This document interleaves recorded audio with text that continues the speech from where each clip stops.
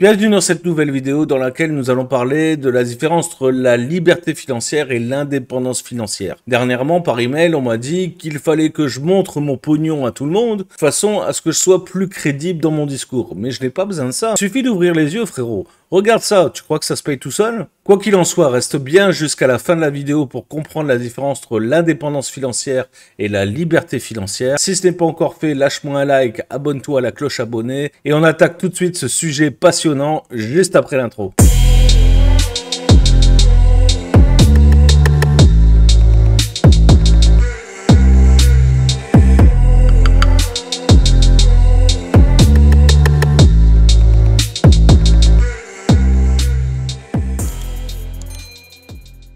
Salut à tous, c'est Seb pour Marketing Divergent. J'espère que tu vas bien, que ton business se porte bien, que ta famille va bien, blablabla, blablabla. Bref, que tout va bien et que tu es en bonne forme pour regarder cette super vidéo que je t'ai préparée entre l'indépendance financière et la liberté financière. Il faut bien comprendre que jeter son pognon comme ça à la gueule des gens, c'est vulgaire frérot. C'est pour ça que je ne le fais pas. Et clairement, si tu veux du contenu ostentatoire, où tu verras du luxe de partout, machin, bidule, mais regarde les mecs qui sont à Dubaï, mais me casse pas les couilles à moi. Ces gars-là, ils vont t'expliquer qu'ils sont dans un super penthouse à Dubaï, vu sur le Burj Khalifa, je sais pas quoi, qu'en bas, il y a la marina, machin, qu'ils ont accosté leur yacht, tu vois, en bas. Mais tout ça, c'est que du fake, frérot. Tu vois, tout ce qu'ils font, en fait, c'est louer un bordel qui leur coûte la peau des couilles, ça c'est vrai, tu vois.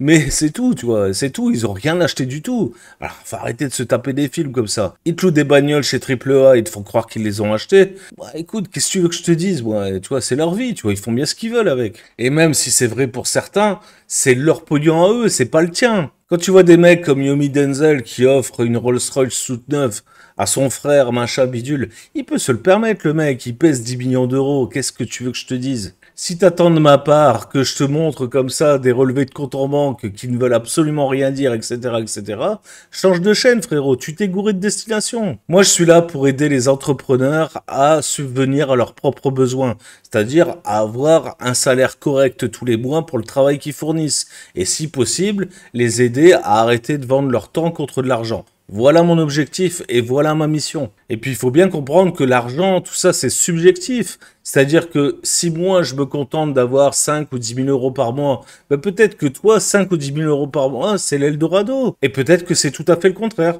Peut-être que tu vas trouver que 5 ou 10 000 euros par mois, ben, c'est que dalle pour bouffer. Je vais reprendre encore l'exemple de notre ami Yomi qui disait que dans une interview, qui disait qu'avec 125 000 euros, il arrivait à peine à faire des vacances.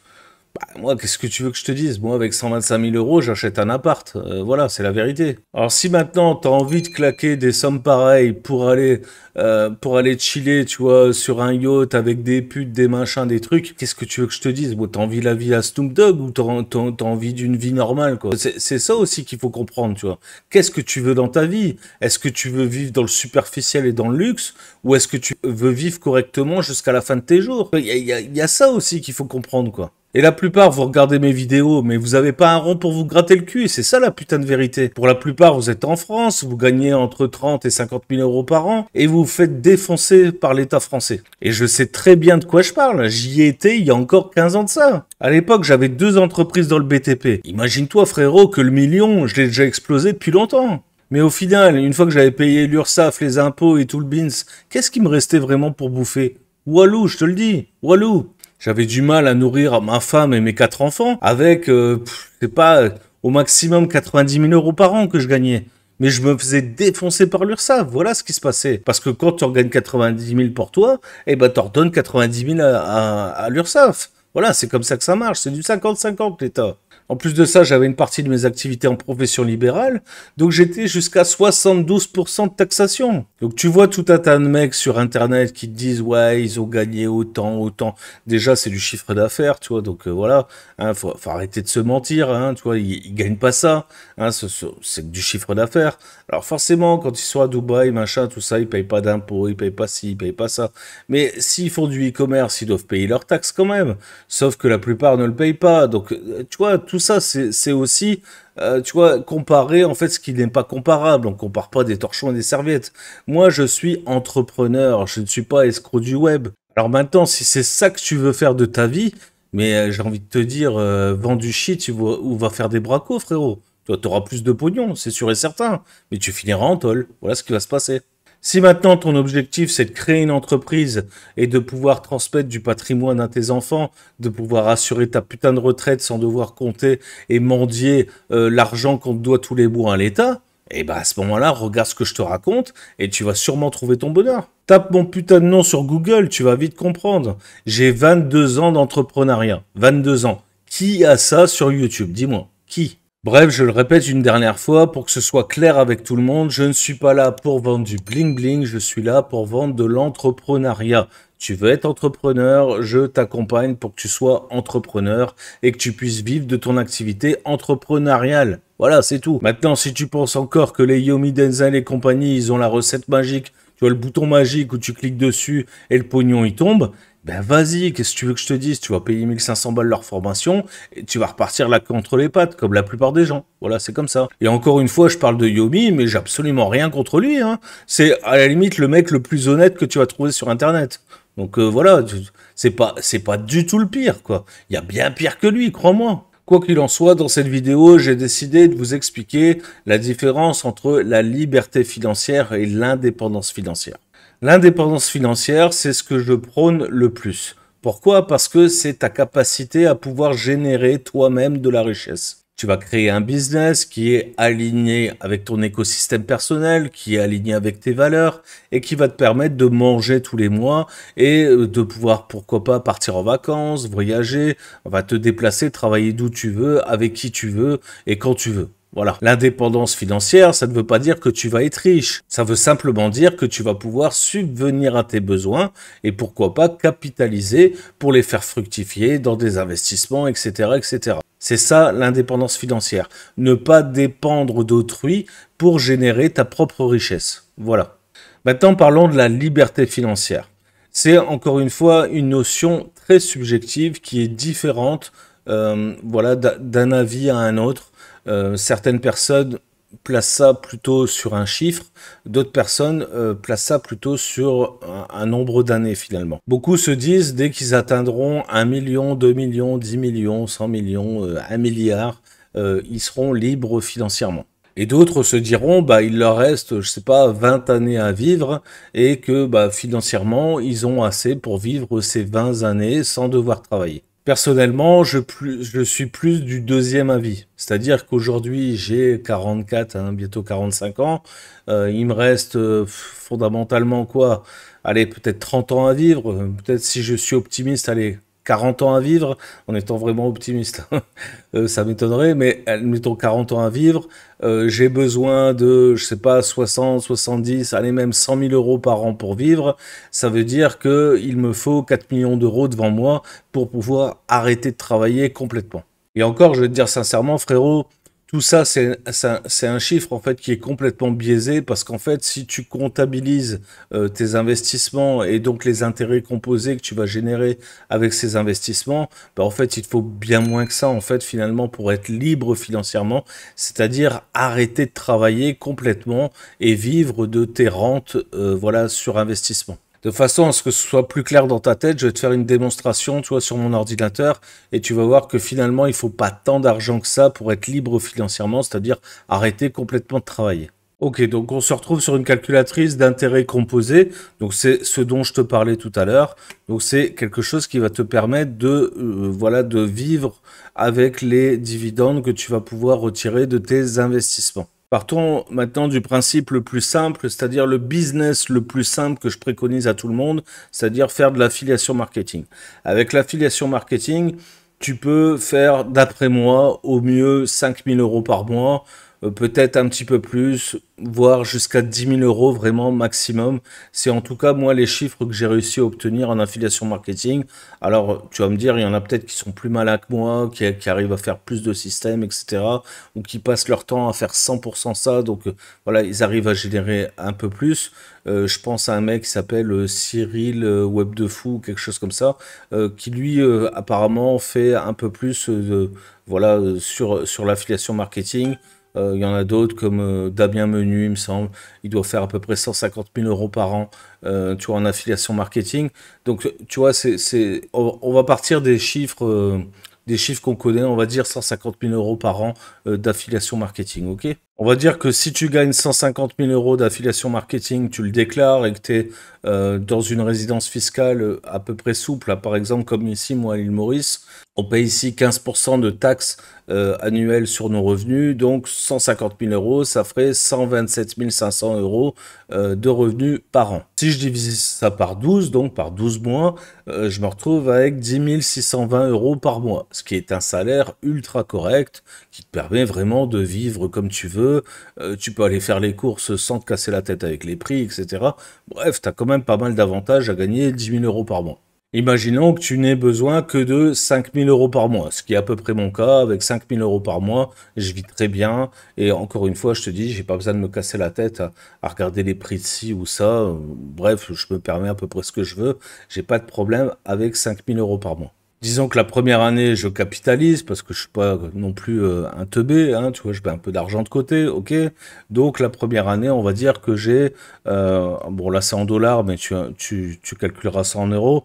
Mais disons que la première année, je mets mon placement, donc je mets 60 000 euros, c'est-à-dire que j'ai mis 5 000 euros par mois de côté.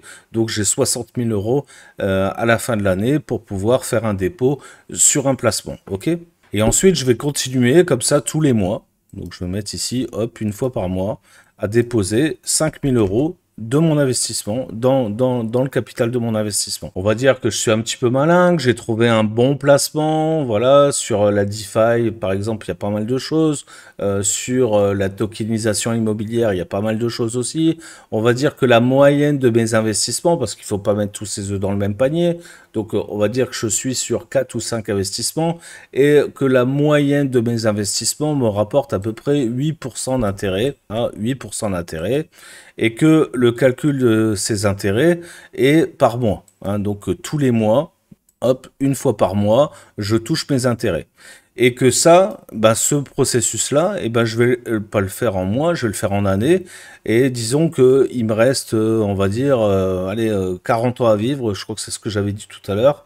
Alors, on va dire 30 ans. Hein, soyons pessimistes. Je vais mourir à 75 ans. Donc, disons 30 ans à vivre. Et je vais calculer tout ça. OK? Voilà le résultat de mon calcul. C'est-à-dire que j'ai continué à travailler pendant encore 30 ans, ce qui m'étonnerait. Hein. Je vais arrêter avant ça. J'aurais mis donc 5 000 euros par mois de côté, donc dans mon investissement. J'ai mis 60 000 euros de départ, ok? Et bien, je me retrouve avec ça. Je me retrouve avec 8 107 941 euros à la fin de ma retraite, quoi, tu vois? Avec des intérêts gagnés de 6 240 000. Alors, ce qui est maintenant intéressant de regarder, c'est qu'est-ce que je vais toucher tous les mois en intérêt. Alors, tu vois, le premier mois, forcément, je touche que 400 dollars, mais au bout du 10e mois, je gagne déjà 5 649 euros. OK? Si je fais la deuxième année, donc à partir du 12e mois ici, je vais gagner 8 000 euros par mois. Et ainsi de suite. Au bout du 16e mois, je vais gagner 10 000 euros par mois. C'est-à-dire qu'à partir de ce moment-là, je pourrais arrêter de travailler, toucher mes dividendes tous les mois et pouvoir mettre le mois suivant encore 5 000 euros dans mon investissement et tout en gagnant, tout en gardant mes 5 000 euros de besoins pour vivre tous les jours. En d'autres termes, frérot, ça veut dire quoi? Ça veut dire que si tu as 60 000 euros à investir et que tu as 5 000 euros à investir chaque mois, eh bien, au bout du 16e mois, tu peux arrêter de travailler. C'est-à-dire que si ton besoin mensuel, c'est comme moi 5 000 euros par mois, eh bien, au bout du 16e mois, tu vas toucher des dividendes de 10 000 euros par mois. Donc, tu peux garder 5 000 euros par mois pour vivre et réinvestir encore 5 000 euros chaque mois. Alors, bien sûr, il faut comprendre que forcément, ça va plus donner les mêmes chiffres à la fin. C'est-à-dire que ton capital, en fait, va monter beaucoup moins vite que si tu continuais à travailler, etc., voilà, tous les mois, et que tu continuais à renflouer ce compte-là. Mais très sincèrement, tu pourrais être libre financièrement à partir du 16e mois d'investissement. Donc tu vois, c'est même pas un truc exceptionnel finalement, la liberté financière. Tu vois, j'en vois, moi, certains qui achètent, même en France, tu vois, des voitures à 50, 60, 80 000 euros. Tu vois, ces mecs-là, en fait, feraient mieux de réfléchir 2 secondes, les foutre dans un placement, en fait, qui est intéressant, qui leur donne des dividendes corrects, et tous les mois, remettre un petit peu comme ça de capital pour pouvoir, sur 1 an, 2 ans maximum, être libre financièrement. C'est-à-dire que c'est à la portée de tout le monde. Alors, un truc que je n'ai pas calculé non plus dans ce calcul-là, c'est l'inflation, l'effet de l'inflation sur ton argent. Donc ça aussi, il faut le compter, hein. Il ne faut pas être complètement débile. Il faut comprendre que l'inflation a un impact, voilà, sur tes dividendes. Il y a aussi la dévaluation monétaire qui aura aussi un impact sur ton investissement. C'est pour ça que je dis à personne, bah voilà, investis pendant 15 mois et arrête de travailler toute ta vie. Non, c'est pas comme ça. Hein, il faut continuer à travailler. Et de toute façon, si tu es entrepreneur dans l'âme, eh ben, finalement, tu vas continuer à travailler. Moi, c'est ce qui va se passer. Crois-moi, j'ai 44 ans aujourd'hui. J'ai prévu encore de travailler au moins 20 ans. Alors, si je te montre tout ça, c'est pas pour te mettre l'eau à la bouche ou pour, tu vois, faire des plans sur la comète complètement stupides. Tout ça, c'est absolument réaliste. Il suffit simplement d'aller sur des sites comme Realty. Tu vas voir que si tu capitalises en tokenisation immobilière, il y a des placements entre 10 et 12% par mois, hein, qui peuvent voilà, te rapporter sur des loyers, donc 10 à 12%, voilà, en truc vachement stable, quoi, tu vois. Et il y a d'autres placements, tu peux acheter des foncières immobilières, tu peux investir dans des ETF, tu peux, voilà, tu peux faire plein de choses, tu peux faire des placements un peu plus risqués sur de la crypto, mais tu peux aussi te contenter d'investir simplement en DCA, c'est-à-dire mettre la même somme tous les mois sur, je sais pas, le top 100 crypto. Tu risques pas de perdre grand-chose finalement, parce que bah, le Bitcoin n'arrête pas d'augmenter, bah, même s'il y a eu des chutes, de toute façon il va remonter derrière, l'Ethereum c'est pareil, etc. Donc tu vois, il faut aussi comprendre que si tu ne fais rien dans ta vie, si tu n'essayes rien, si tu n'investis rien, voilà, si tu ne fous rien de tes jours, il va rien t'arriver, quoi. Ça, c'est sûr et certain. Un autre truc que je voulais t'expliquer dans cette vidéo, c'est que être entrepreneur, c'est entreprendre. Tu vois, c'est pas. Enfin, si tu cherches en fait le bouton magique qui va te générer du pognon comme ça facilement, tu le trouveras pas. Hein, tu vas chercher, voilà, c'est comme le Graal, hein, personne l'a trouvé. Hein. Et ce que je voulais dire par là, c'est que d'être entrepreneur, c'est avant tout avoir la passion d'entreprendre, de te challenger, voilà, de chercher toujours un petit peu plus, un petit peu plus loin, de créer des concepts, tu vois, de créer du contenu comme ce que je suis en train de faire. Et c'est ça, entreprendre. C'est pas la course au pognon. Si tu veux faire ça, moi, je sais pas, jouer au casino, jouer au poker, j'en sais rien. S'il y a que l'adrénaline du pognon qui t'intéresse, bah, fais du gambling, qu'est-ce que tu veux que je te dise? Mais ce qu'il faut que tu comprennes, c'est que tout n'est pas tout rose. C'est pas parce que tu prends l'information à un tel ou la mienne que tu vas devenir millionnaire. Tout ça, c'est des conneries. Et je pense que fondamentalement, personne ne te dit ça textuellement. C'est ce que toi, tu interprètes. Mais c'est pas ce qu'on te dit réellement. On te dit que c'est possible de gagner jusqu'à telle somme avec telle méthode.